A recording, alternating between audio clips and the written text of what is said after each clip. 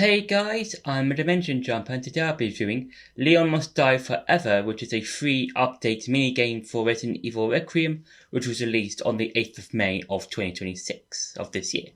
And this is a free minigame and one of the first DLC, bits of content we've got for Resident Evil Requiem. And this is a minigame that's sort of a combination of the Mercenaries mode with Ethan Must Die from Resident Evil 7. And the reason why I'm saying this is like a combination of those two modes is that it's kind of like the Mercenaries mode in that you've got a strict time limit. So you've got let's say you're in a particular area and you have to do, and you've only got 10 minutes or so before time's up.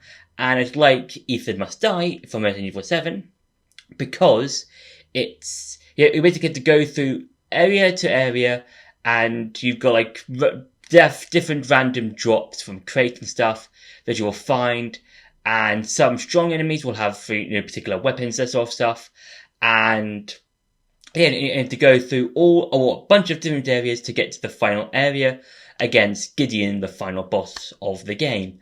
And this is a really fun bit of DLC content for the game. It's free. It was I think if I remember correctly, it was part of an update on the 8th of May of this year. And it's really cool. And it's a really cool way of just making sure basically seeing how good you are at the game or something like that.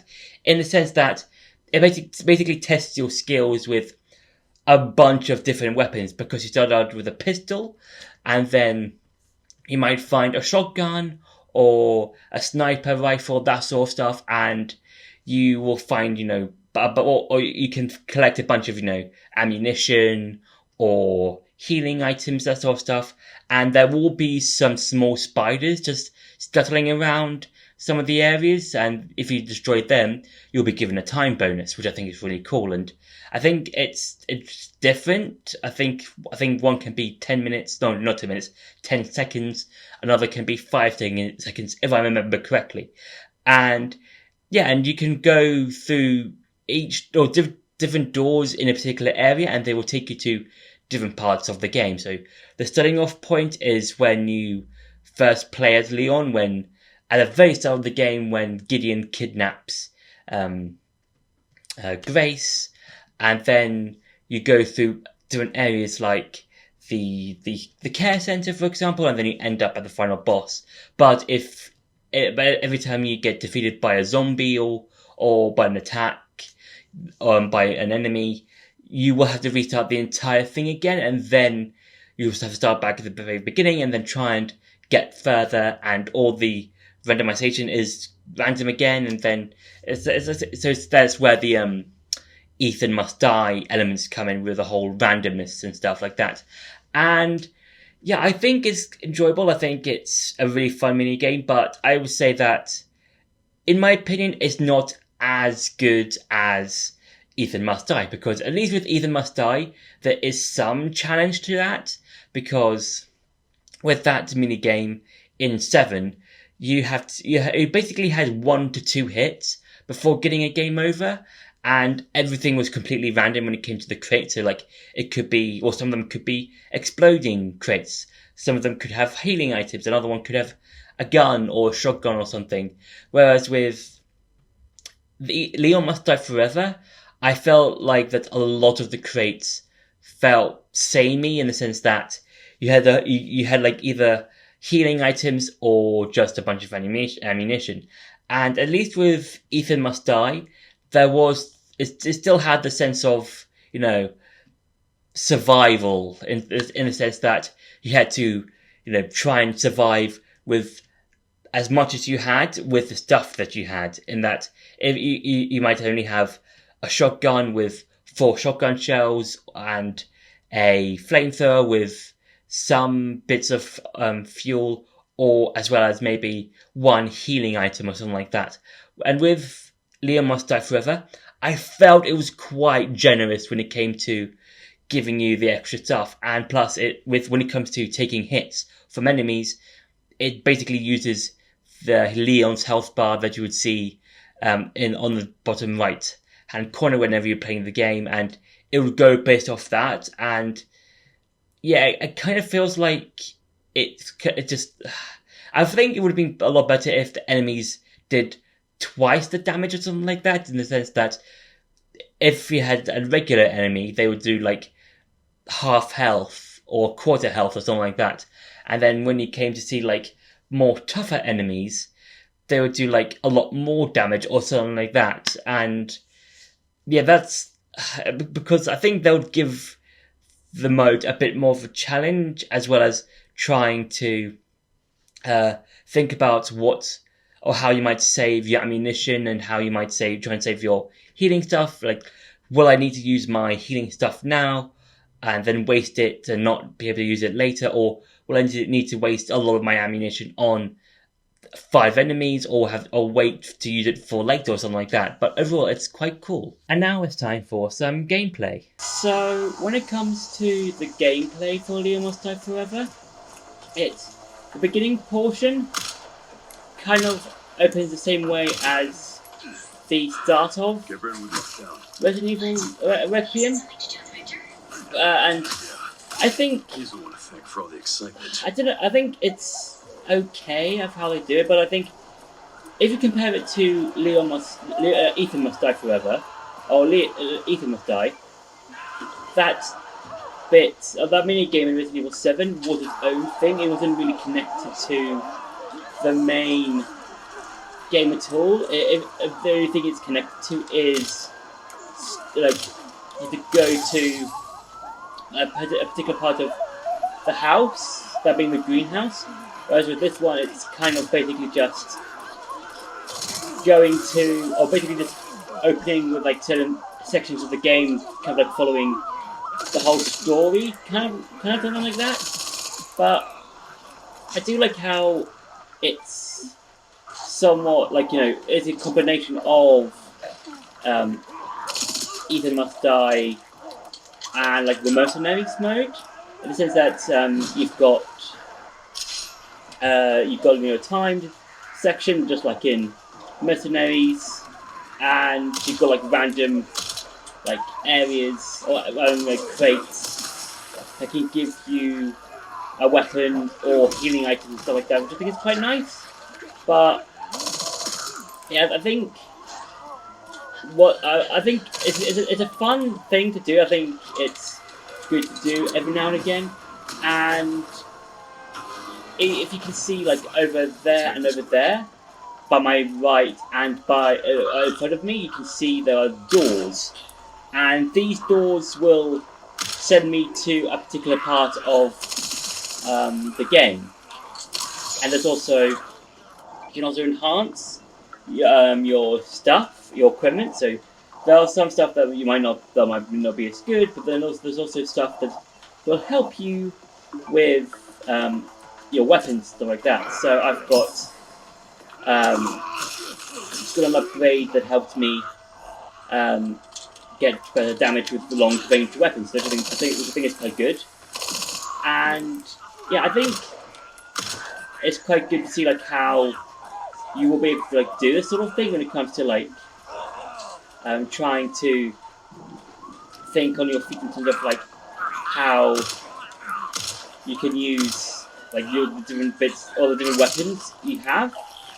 So like right now I'm out of bullets, so I can't. Well, I've got some bullets left, so I have to really think on my feet now in terms of how I might want to use all of my gear and stuff like that.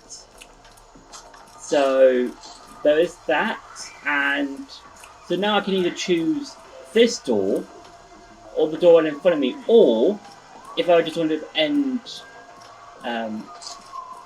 this particular stage earlier, I can just go back and go to a door like over there, but I don't think I can go to it now since all of these cars are in the way. So, but I think you can just about see it when I go here. Yeah. So, unless I can. No, I can't. Okay, so I can't get to the door, but you can go to the door, as well as collecting the crate there that has some stuff you can use. But after doing going forward, I can't really go back to this door because of all the cars are in the way. So that's kind of annoying. But yeah, I think the mode itself is interesting. I think it's an interesting mode, but I think when compared to Ethan Must Die, I think that Ethan Must Die is a bit better because you've still got that sort of like randomness to it when it comes to finding all the crates, when it comes to like, finding items and stuff. You have to be really, really careful when it comes to basically finding like enemies and sort of stuff. And also in Leon Must Die Forever, there are some enemies that will glow, and if I remember correctly, these enemies can give you like different. I think a new weapon or something like that. And they come in two colours, red and blue. And it's just, if I can make sure to defeat this particular zombie, you will be able to get a new weapon, I believe, if I remember.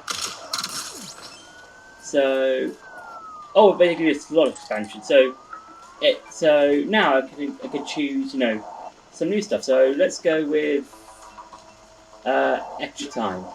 Oh no, hang on. Let's go with repair hatchet. Why not? And now I've got enough for new ability. So let's go with combat plus. So yeah, so the randomness. I do like the randomness of the abilities. So I'm going to go in this door now. No, wrong button. And you can see I'm going to go to the care center. And and you can see here, each area is like you'll go to a different area, depending on which door you go through. And I think it's cool, but I think it would have been cooler if the doors you went through were all randomized in terms of like, oh, you're going to the care center in this door, but that same door on a new run will make you go somewhere else or something like that. I think that would have been cool, and it would have, I think, made it a lot more fresh and unique when it came to like how you might be able to progress and stuff like that. So yeah, so I think as a whole, I think this mission's fun. I think what would have helped this mode a lot more, in my opinion, is the randomness of this, because as I said before, Ethan Must Die has that randomness. Well, this still has its randomness. I think it would have still been cool if it had a lot more randomness to it.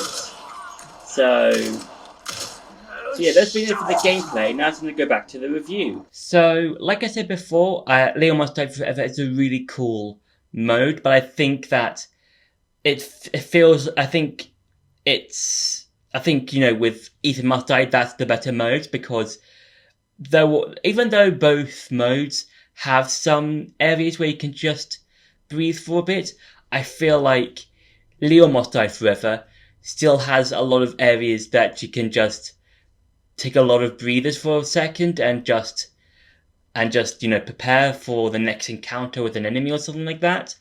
And whereas with Ethan Must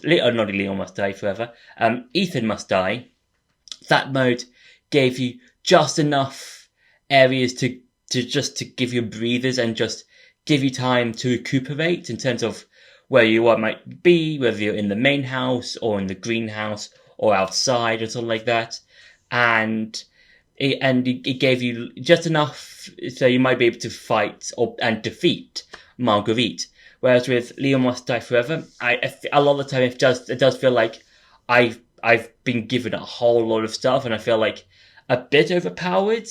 And that's how I kind of see it, but it still has some enjoyable things to it. I do like how you go through different sections of the game, and you can like just do like, you can either go through it quickly and save ammunition, or try and fight as many enemies as you can, but you might waste ammunition and you might not have enough for the next encounter. So it's like, again, it still has that Resident Evil thing of, you might, in terms of survival horror, in the sense that, can I save this amount of stuff for now, or use it for later, or something like that. So I do like it still has that element in it, but it does feel it's enjoyable. I think there's some enjoyable moments to this mini game, but I think as a whole, it's not as good as Liam Must Die in the sense that though you knew where you went wrong in the Ethan Must Die mode, because you might be like, oh, I got exploded by a crate, or an enemy got me, or something like that. Whereas with Liam Must Die, you might be able to get through a whole bunch of enemies, and then there might be like 2 or 3 enemies that might take you out, and that'll be able to be like, oh, okay, I just died to the same zombies again, and stuff like that. So yeah, it's one of those things where like I do enjoy it, but I think the first time that they did this sort of mode in Resident Evil 7, that version's the better one because it is so intense and strategic, whereas with this one it's just I can just run through them and run through everything to get to the next area. So yeah, but it still has some enjoyable moments. So yeah, so that's been my review for Leo Must Die Forever. I hope you enjoyed this video. Don't forget to like, share and subscribe, and I'll see you in the next video.